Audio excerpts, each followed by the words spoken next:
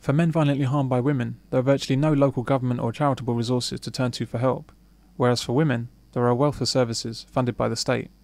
And that if there's a phone line there in a county or a national phone line, anybody that's experiencing domestic abuse should be able to phone that line and get help.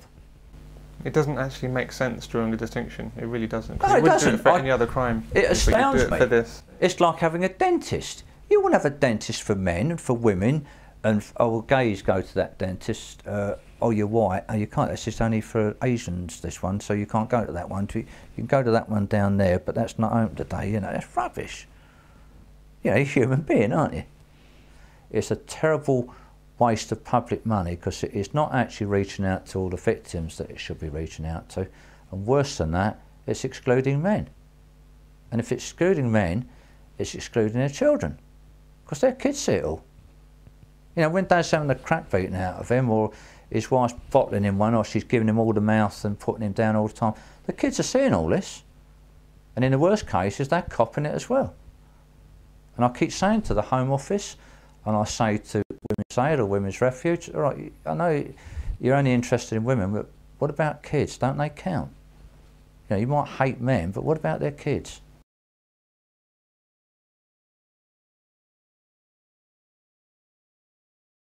This is yet more hatred of men, but such is the commonality of such anti-male sentiment, you might not immediately see what I mean. Of all the services available to assist domestic violence victims, only refuges are exclusively for whites. It's strange how we don't appreciate how evil these modes of thought are, except when they're applied to other groups. Why is it only when you substitute men for any other group of individuals, blacks, Muslims, Jews, gays, the disabled, or indeed women, that words like this become a hate crime? And the doctor there, she knew what was happening because I'd explained to her. She said quite blatantly, if you were a woman, you could take your children and you could go to a refuge. But as you're a man, there's nothing for you.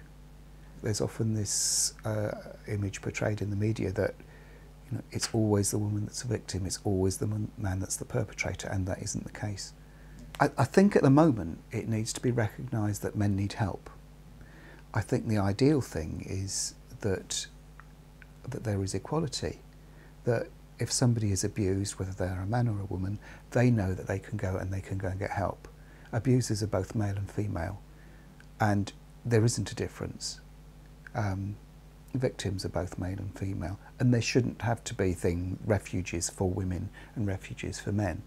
It should be that if you are abused, if you need the help, you can get it. It's a social issue, but unfortunately the Home Office has made it a gender issue. And I would always argue, I don't even like getting drawn into statistics because I think it cheapens the whole thing. And I always say that if we are living in a truly equal society, then if only 1 in 1,000 victims is a man, he should be able to get the same sort of help as the 999 women. It shouldn't make any difference at all. If they are so keen that everybody, you know, gay, black, Jew, whatever it is, they've all got to be helped, they always seem to put a little line around men, and they, for some reason, are left out of it, and it's perverse.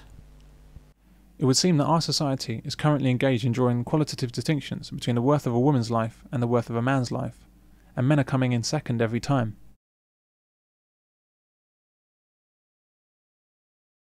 But maybe the BBC is not hating on men. Maybe I've misjudged them. So I looked into how the subject of homelessness is treated on the BBC. A little published fact of homelessness is that over 90% of homeless people are men. Homelessness is a very real and present danger for men. Many men are closer to this state than they might realise, particularly if they're involved in a relationship with a woman. If it comes to an end, the norm in the family courts is that she gets the house, which he pays for, and he gets his mate's sofa. So, with over 90% of the homeless being men, you might expect the BBC to mention this fact, and perhaps make a statement of the kind, why this site refers mainly to men as victims of homelessness. They did this with domestic violence, they'd surely do it with homelessness. But strangely enough, this isn't the case. If you search on homelessness on the BBC, they want to tell you how domestic violence leads to the homelessness of women.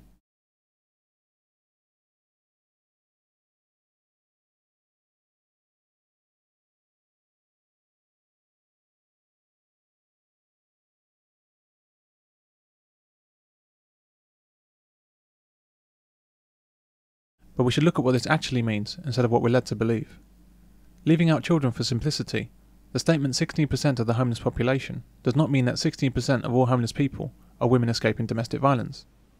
It means that of the 10% of homeless people that are women, 16% of those are women escaping domestic violence. That means 16% of 10%, or 1.6% of all homeless people may be women victims of domestic violence. A whole 1.6%. For this tiny group, the government leaps in with £9 million. This money goes to shelters and special schemes to help women, and only women, to get off the streets. A homeless woman only needs to claim that she's been abused by a man to gain benefit. In the meanwhile, the overwhelming majority of the homeless, men, are left to languish on the streets with neither help nor interest from the government or the news media. Many of these men are made homeless by court orders for domestic violence, preventing them living in their own houses, even when it's the women who've been violent. It doesn't matter what if he's scratched and whatever, he's taken out of the situation because it's a positive arrest policy. The Lancashire Constabulary policy is to effect an arrest where a power of arrest exists, and it's certainly drummed into officers that is the positive intervention and positive action that is expected of them at the scene of a domestic violence incident. She said she'd hit him around the back of the head with something nasty and blood was flowing from the back of his head. So he called the police, and when the police got there, she just screamed and shouted, "Oh, he was going to try and kill me, so I did that to him." And the copper arrested him. He said, "Well, hang on, and he's, of course, then he was done for resisting arrest." Thanks to Harriet Harman, a man can be found not guilty in a court of law, but the judge has a right to what's called a yellow card, and he can issue that to the man, and he can't, even though he's been found not guilty, go back to his own home and his children. How can we be making laws that do that? The BBC would rather highlight how men might be responsible for the homelessness of a tiny group of women, rather than even mention the fact that enormously higher numbers of homeless people are men. In light of this fact, it's somewhat surprising to see the picture of a woman heading up the site. The BBC then say that homelessness can affect anyone. It can hit families and single people alike, young or old, men or women. But this is quite obviously a misleading statement. If homelessness can affect anyone, then why are over 90% of the homeless men? What is it about the way our society treats men that means that they end up on the streets and women don't? And why is it that when percentages were 81% women to 19% men, which are the BBC figures for victims of domestic violence, the BBC simply dismissed the murders and other suffering of men in domestic violence incidents as a minority not worth discussing? But when the percentages are reversed, as with homelessness, the BBC tells us that it can affect anyone, men or women, and women are not dismissed. People lose their homes for a wide range of reasons: falling out with their family, suffering from domestic violence, or being evicted by their landlord, to name but a few. Why does the tiny incidence of domestic violence get headline billing?